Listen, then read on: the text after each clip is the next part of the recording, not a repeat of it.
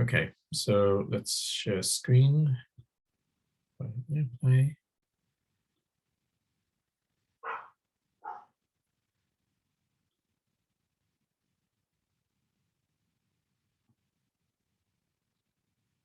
And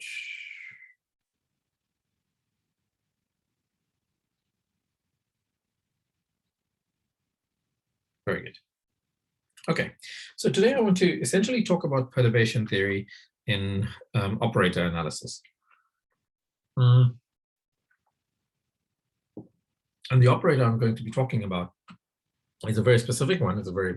It's one close to most physicists' hearts, which is the Hamiltonian operator. This is the same Hamiltonian that you would have heard about in classical mechanics. It's the same operator you'd have heard about in quantum mechanics. And it forms a central thing that we study in statistical mechanics, quantum mechanics, classical Hamiltonian mechanics, many-body physics, chaos theory, because it codes all of the dynamics of the system, but also because it is the time evolution operator. It tells you how the system evolves in time.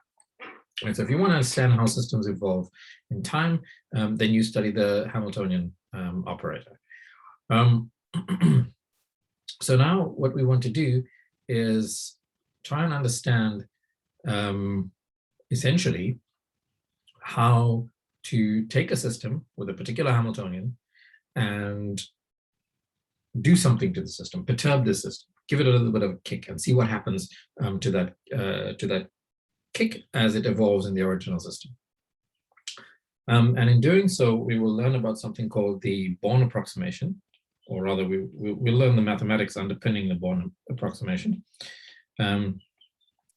And this will lead us naturally to the theory of integral equations. So maybe I'll get to at least the beginning, where we'll try and classify linear integral equations, which is what we'll be studying.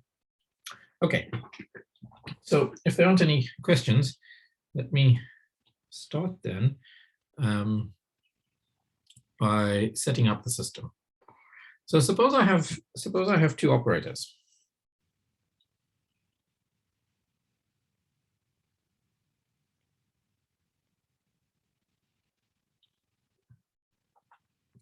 So suppose we have two operators, which I'm going to call H, and suppose H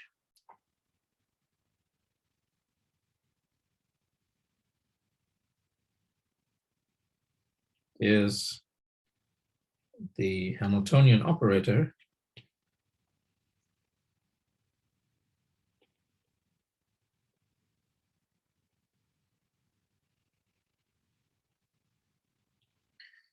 for some physical system.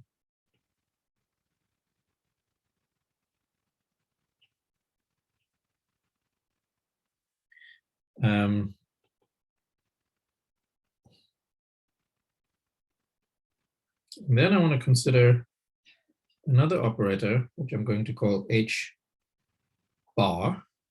And H bar is going to be defined as H plus some perturbation. In this context, this perturbation, so this perturbation V is called a potential. So I can start off with some free particle, for example, and then add some put it in a potential. And this is how this story is captured, right? So let H bar equal to H plus V be some perturbed Hamiltonian.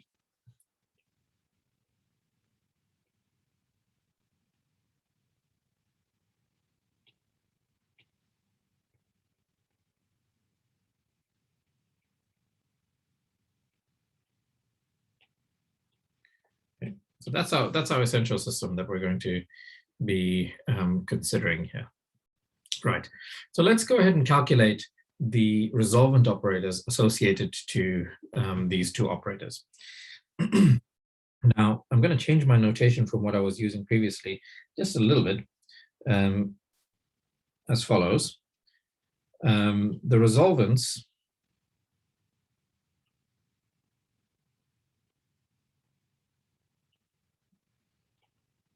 for these operators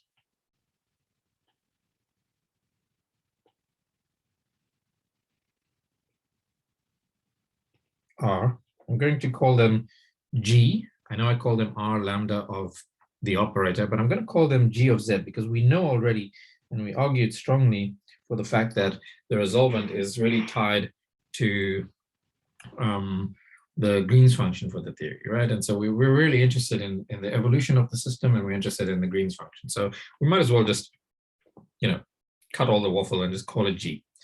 And I know that G of Z is going to be H minus Z, and secretly I mean H minus Z times the identity, and Z is some complex number. And this I'm going to take to be a definition. And similarly, the next page. So the resolvents for these operators are G of Z, which is H minus Z inverse, and G bar of Z, which is H bar minus Z inverse, which is H plus V minus Z inverse. Okay. So from these two expressions together, it follows that the potential can be expressed in terms of the resolvents as, and if you'll allow me some abuse of notation here, V, the potential, is 1 over. In fact, let's be clear about this. So it's G of Z inverse minus, sorry, G bar of Z inverse minus G inverse. Right. So 1 over G bar minus 1 over G gets you the potential. Similarly, I can express G bar of Z in terms of G and V as G of Z minus G of Z times V times G bar of Z. So you'd say, well, that's the point really. I mean, yeah, I can also do this. I could say that this is G of Z minus G bar of Z times V times G of Z. In both cases, you wouldn't be wrong asking, what's the point of this, right? I've got a G bar on the left-hand side and I've got a G bar on the right-hand side. G is related to the original system and it's Hamiltonian H. V is some given function, some given potential. But this G bar thing, this is new, right? This is the thing we're trying to learn about. But what's the point of writing an equation in which I have a G bar on the left-hand side and a G bar on the right-hand side? Well, what I've defined here is essentially a recursion relation, because in this G bar here, I can substitute that whole expression back again. So I can recurse this and write G of Z minus G of Z times V G of Z plus G of Z V G bar of Z times V G of Z. You see, what I've done there is just substitute in for the G bar on the right-hand side, the G bar on the left-hand side, and iterated this through. So essentially, my point here is that if I know what the resolvent for H is, then I can use this to learn something about the perturbed Hamiltonian H plus V. And in fact, we could continue this iteration process. So more generally,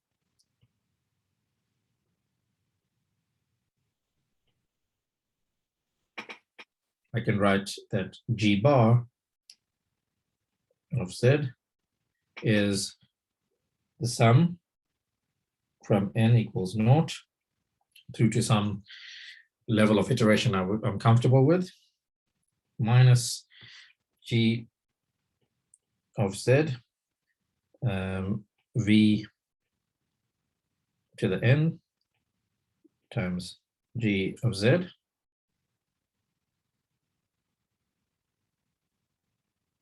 yeah, plus minus 1 to the n plus 1 times G bar of Z times V G of Z to the n plus 1. Okay. And as an exercise, you should convince yourself that this is indeed true. It's a very quick calculation.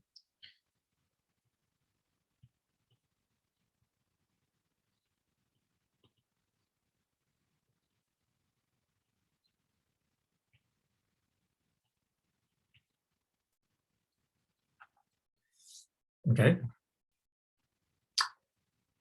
But in addition, you see, so what I have here is an expression for G bar of Z in terms of something involving only G of Z and V, plus something else, which is one term, and it's kind of like a remainder.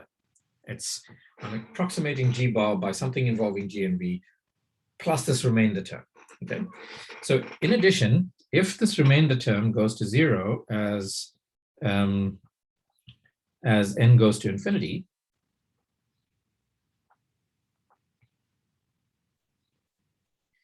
so if the remainder term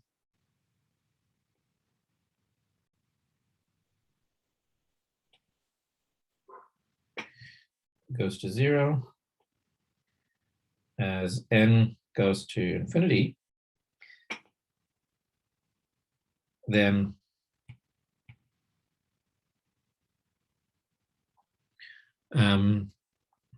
we get what's called the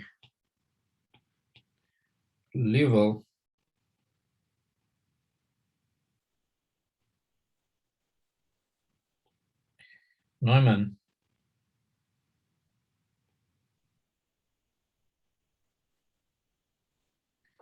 expansion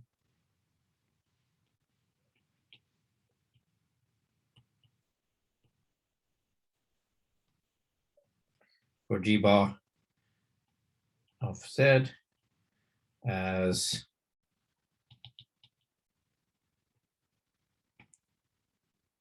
so let's write this as G bar of Z equal to G of Z times sum over n equals 0 to n of minus G of Z times the potential raised to the nth power. So this is called the Liouville-Neumann expansion for the operator, for the perturbed operator G bar, the perturbed resolvent operator G bar in terms of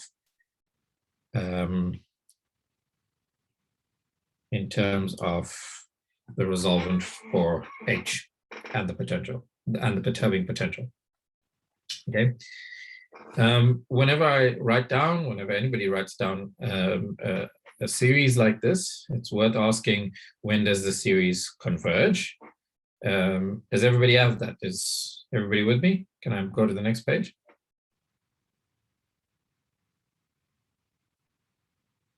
Okay. So the series converges under certain conditions. And these conditions are important. And so whenever you do these kinds of things, you should be clear when the series is going to converge. So this particular series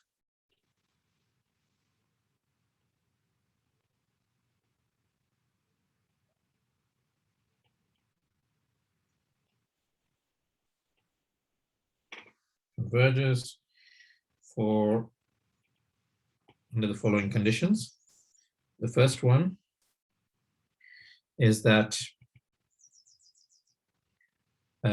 H and V, the Hamiltonian and the potential, must both be self-adjoint.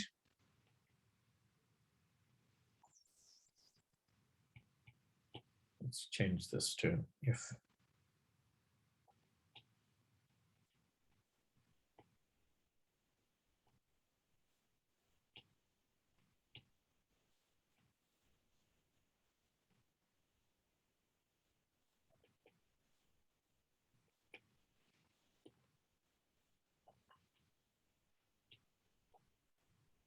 And I remind you that self-adjoint operators are important, because if I have a self-adjoint operator, then I know that its eigenvalues are, that its eigenvectors form a complete orthonormal set. So that's point one. Secondly, for some function phi, which I'm going to define now, the norm of V acting on phi must be less than some alpha 1 times the norm of phi plus alpha 2 times the norm of h phi. And this must hold for every function phi of x, every function phi that lies in the domain of H, which itself is a subdomain of the domain of V. And for alpha 1, some positive number, and alpha 2 between 0 and 1. Okay, and this here is the operator norm.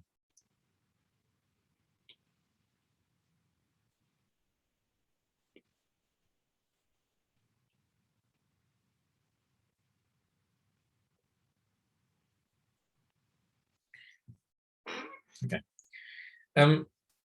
this Liouville-Neumann series expansion is actually the basis of what physicists would call the Born expansion in the theory of quantum scattering. So if you study scattering, if you studied scattering, then you would likely have seen the Born approximation. And the Born approximation is nothing but this Liouville-Neumann approximation for the resolvent operators.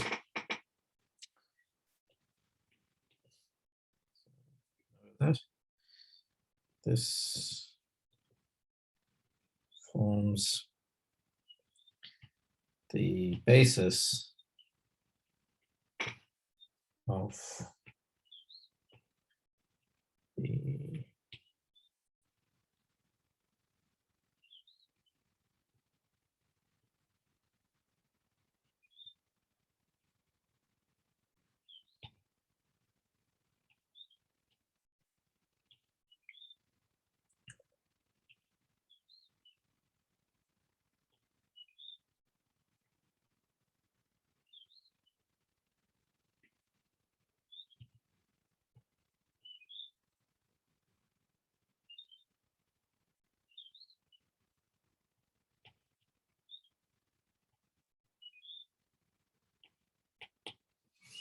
the theory of quantum scattering. Okay.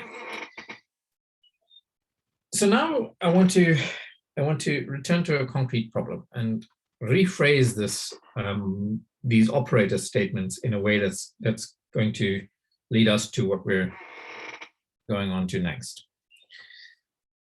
So let's think about a free particle in 3 dimensions.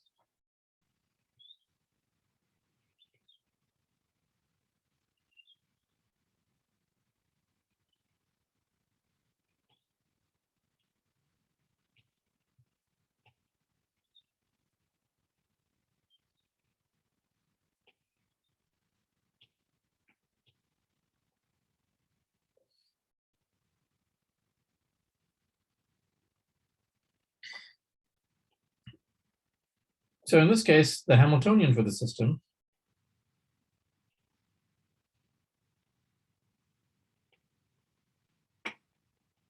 is given by simply h equal to -1 over 2 times the mass of the particle times the Laplacian operator, del squared,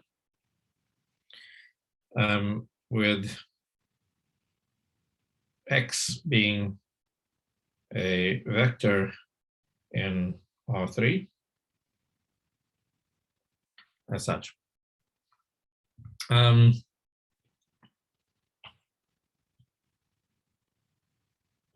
the potential V is a function, a scalar valued function of x, right? And again, we're going to take h bar equal to h plus this V. So the identity that we wrote down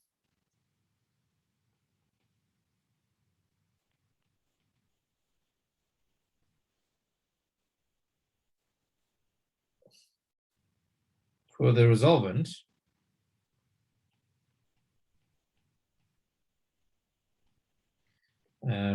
corresponding to h bar, which I called g bar of z, can then be written in the following integral form. It says that g bar of x, y, z now is a parameter, is g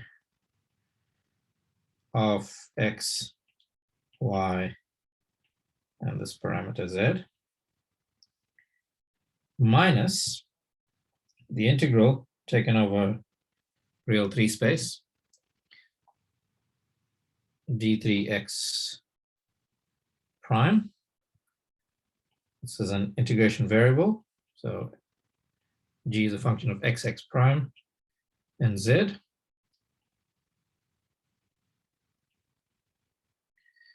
V of x prime, g bar of x prime, y,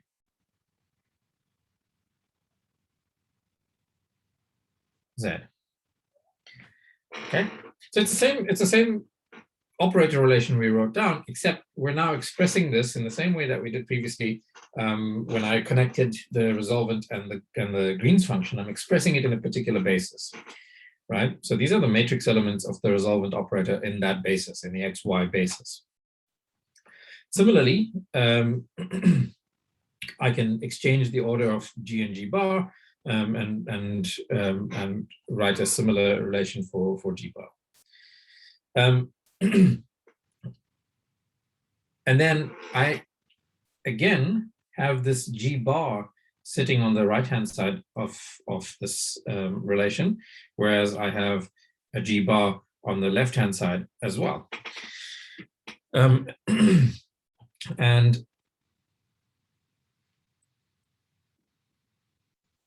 I can write this thing then by iterating through and writing g bar of x, y, z.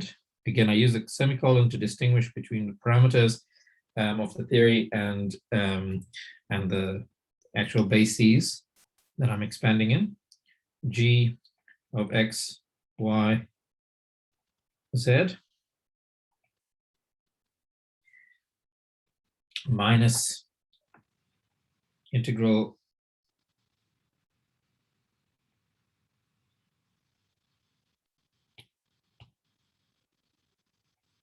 over x prime, g x prime, z v of x prime, g x prime y z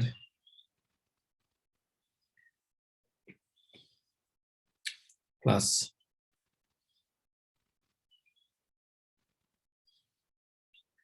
the integral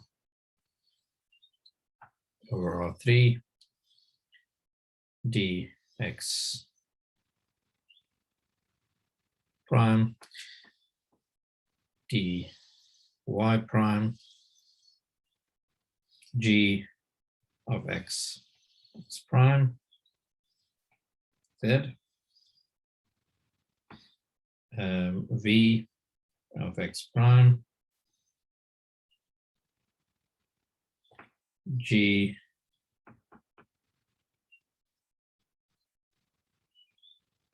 bar of x prime y prime z v of y prime g of y prime y z.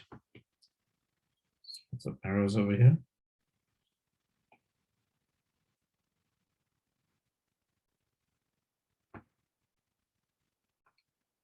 Okay, etc. And the only thing I need here is that z cannot be in the spectrum of h or h bar in order for the resolvents to be well defined. So essentially what I have here is a perturbation expansion of G bar, the perturbed resolvent, in terms of the resolvent for the original Hamiltonian. And in a language familiar to physicists, this would be the Green's function of this would be the full Green's function expanded in terms of the perturbed Green's function. In this form, in this particular form here, this is called the Schwinger-Dyson equations.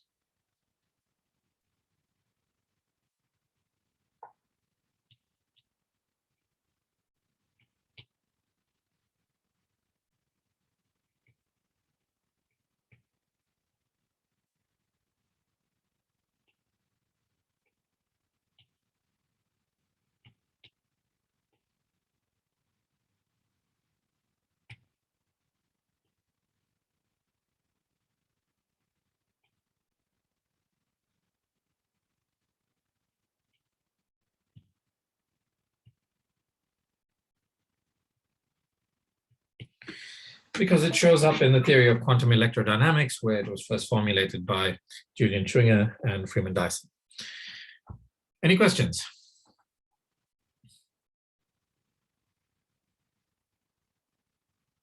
Is this all clear? Is everybody with me?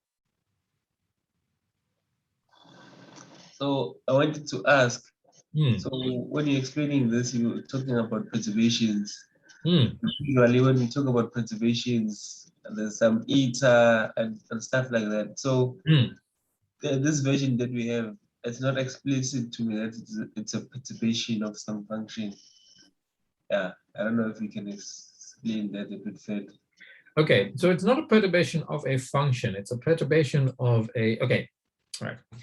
So hidden in my definition of what this,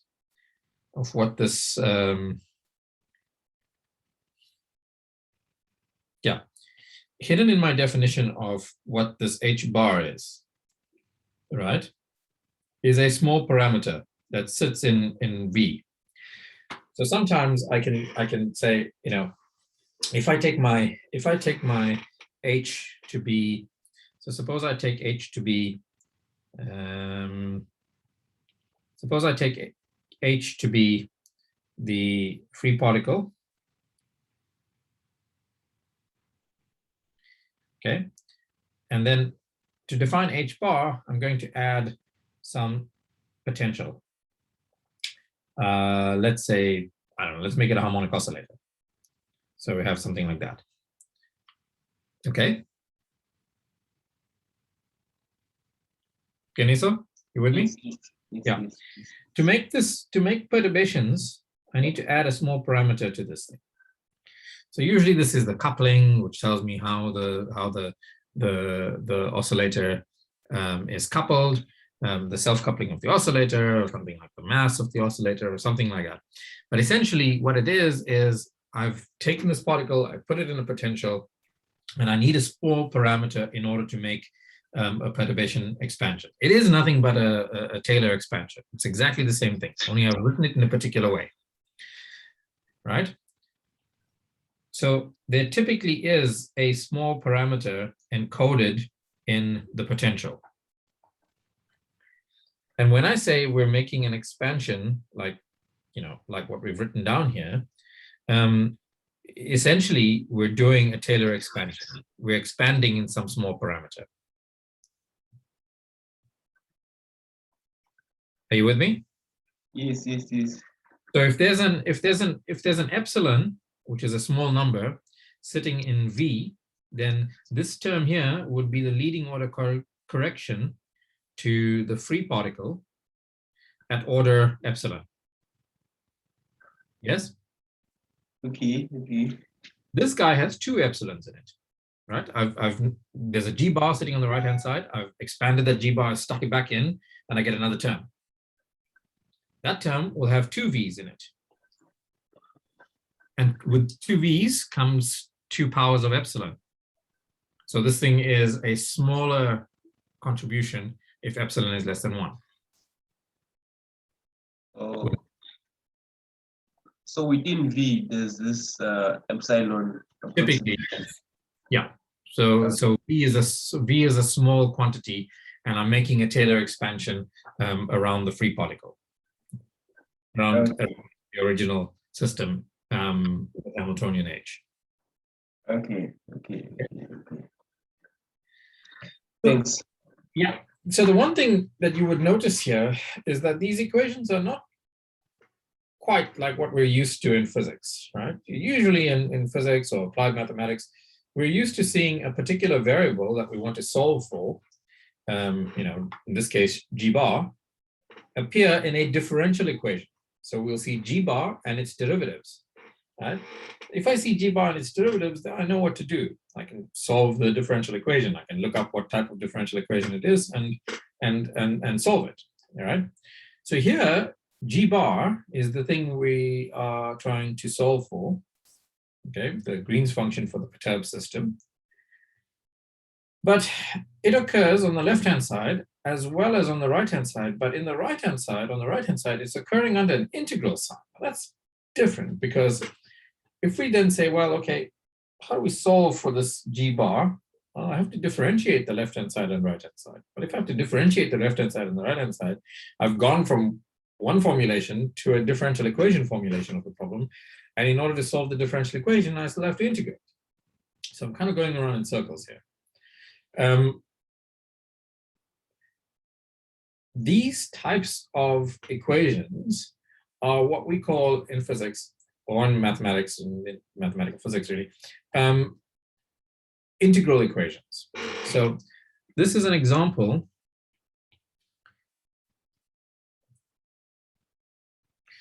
These are called the Schwinger-Dyson equations, and are examples of integral equations.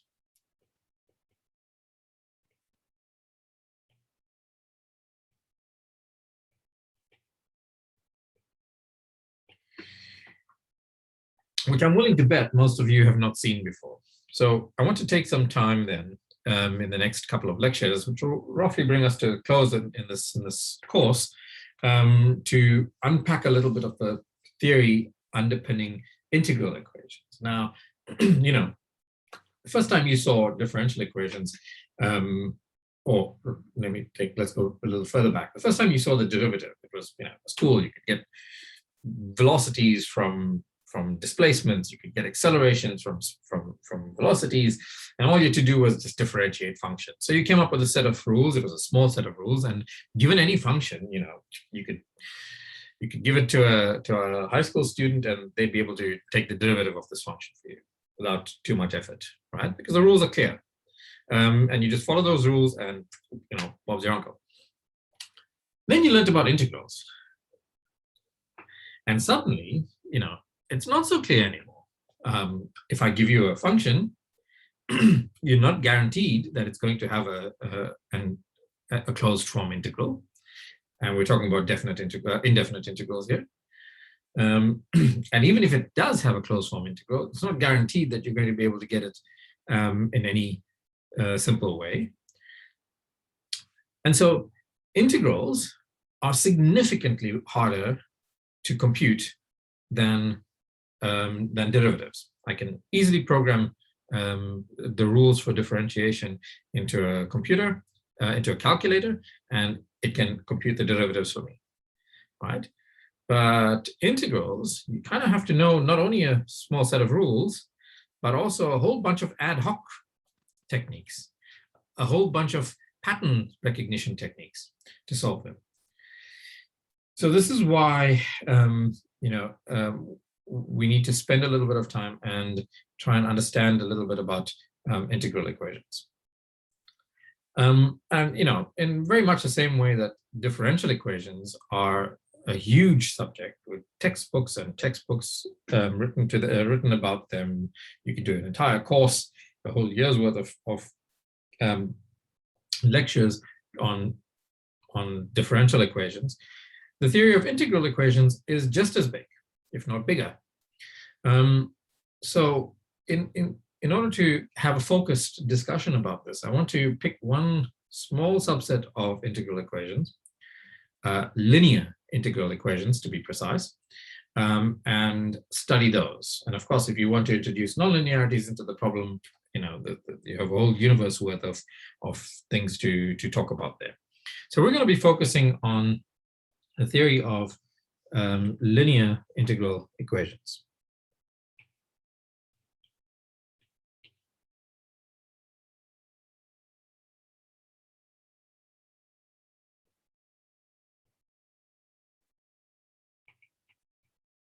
Okay, so linear integral equations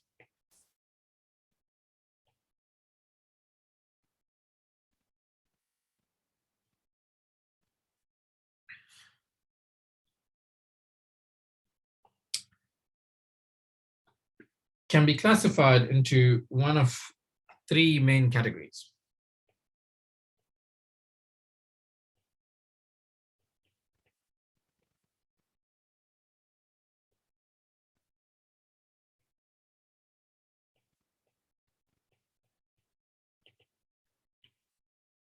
These are as follows.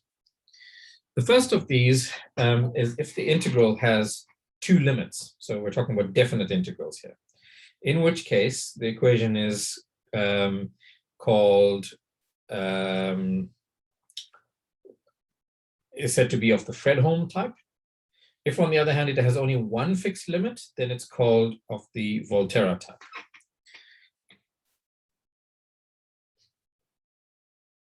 So if the equation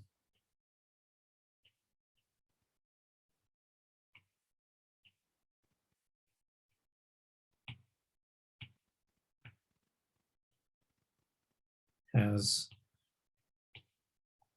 two limits,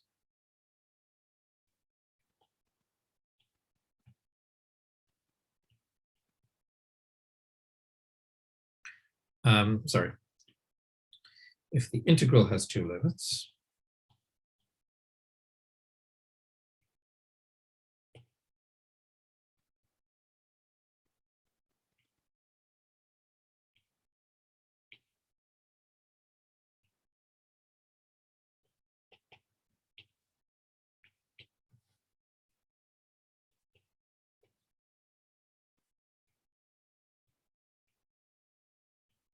then it is said to be of the Fredholm type.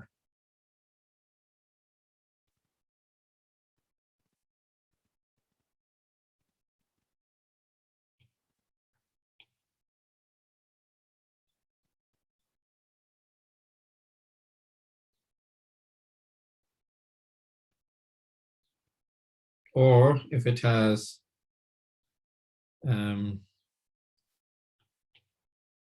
just one limit, one fixed limit,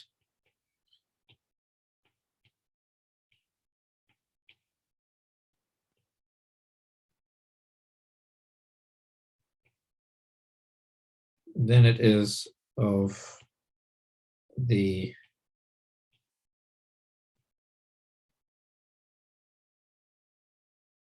Volterra type.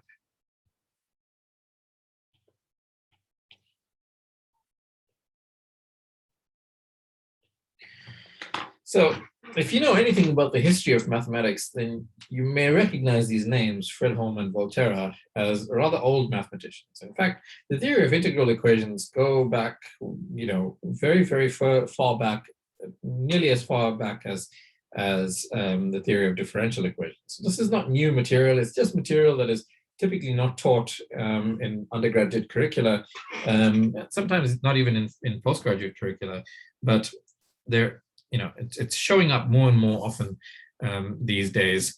And so I think it's important that we cover it. The second classification that we use is whether an integral equation is homogeneous or inhomogeneous. So it can be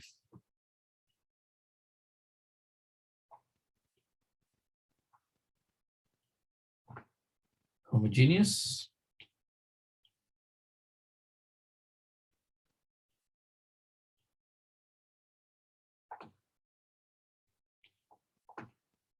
or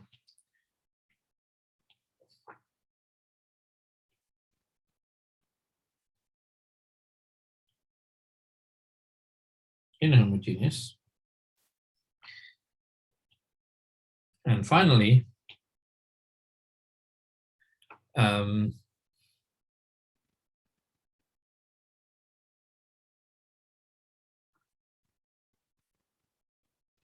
depending on whether the function, the unknown function, occurs inside the integral or outside the integral and inside the integral, the integral equation is called an integral equation of the first kind or of the second kind.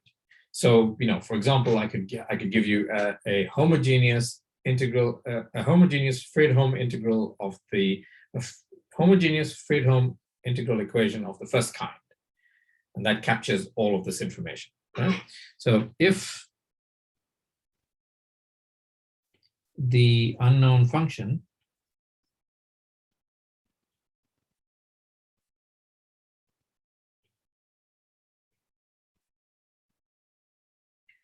occurs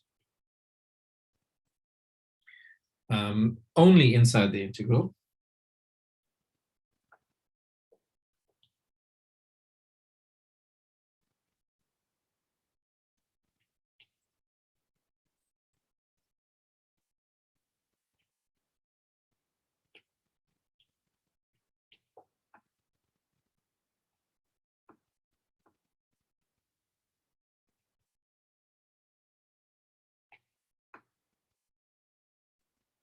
then the equation is called of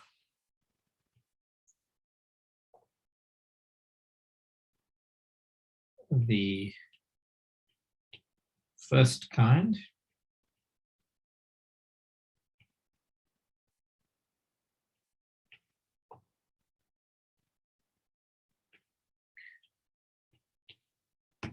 Else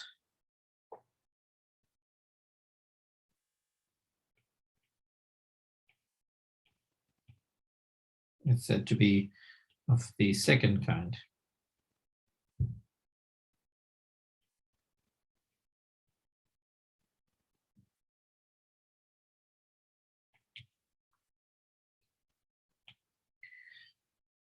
Okay, so now we have integral equations that can either be of the Fredholm or Volterra type, of the first kind or second kind, or homogeneous or inhomogeneous, depending on whether I have limits, one limit or two limits, on whether the unknown function that I'm trying to solve for occurs inside the integral only, or both inside and outside the integral, or whether it's homogeneous or inhomogeneous, meaning there's a non-vanishing right-hand side to the equation. So homogeneous, inhomogeneous has the same understanding, same interpretation, same meaning as in the theory of differential equations. So for example, in the equation we had previously in our perturbation theory, G bar is the function we're trying to solve for, and it occurs on the right-hand side, not under an integral sign. And it occurs, on the left-hand side, not under an integral sign. And it also occurs on the right-hand side in the integral sign. So this is an equation in which the unknown function occurs both inside and outside the integral sign. So it's an equation of the second kind. There's also some term that doesn't involve G bar or an integral. So that makes it an inhomogeneous equation. And I didn't put any limits on my integral, as it looks like, but actually I did, because I'm telling you I'm integrating over the whole of R3, which means all the integrals go from minus infinity to infinity. So there are two limits on these integrals, and in which case I have a Fredholm type integral equation. So this equation that we got from perturbation theory, the Schwinger-Dyson equation, is a Fredholm type integral, is an inhomogeneous Fredholm type integral equation of the second kind. Is that clear?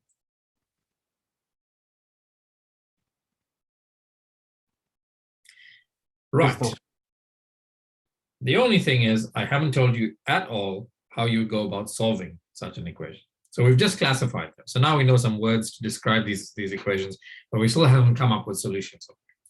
So I'm going to do one more example next week, and then I'll start with a general theory of classifying these of solving these integral equations. And it turns out that indeed classifying them is one first step towards solving them. All right.